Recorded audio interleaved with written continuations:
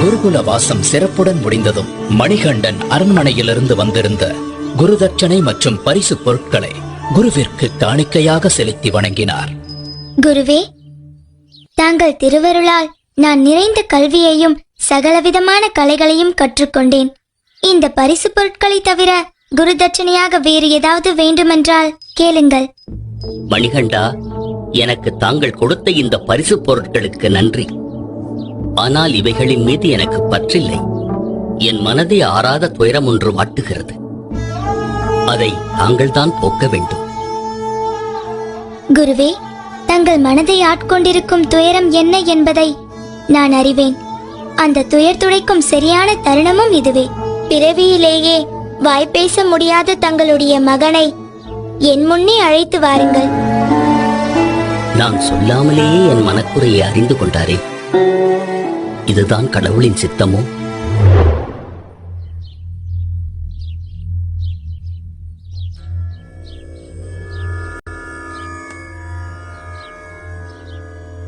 ஓம் நமக் சிவாய.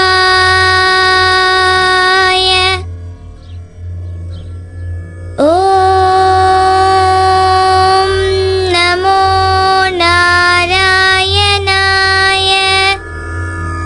எங்கே சொல் பார்க்கலாம். ஓம்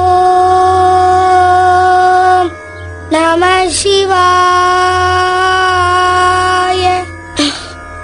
அப்படித்தான், பேசு. ஓம் நமோ நாராயணாய.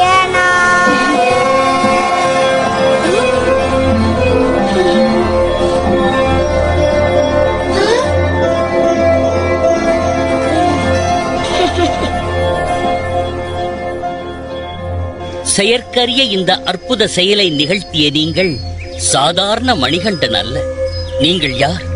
நீங்கள் யார் ஐயனே? தங்கள் கணிப்பு சரியானதுதான் குருவே. ஒரு அசுர சம்ஹாரத்தை நிகழ்த்தி தீமையை அழித்த இந்த கலியுகத்தை காக்கவே நான் அவதரித்துள்ளேன். இந்த ரகசியம் தங்களுக்கு மட்டுமே தெரிந்ததாக இருக்கட்டும் குருவே.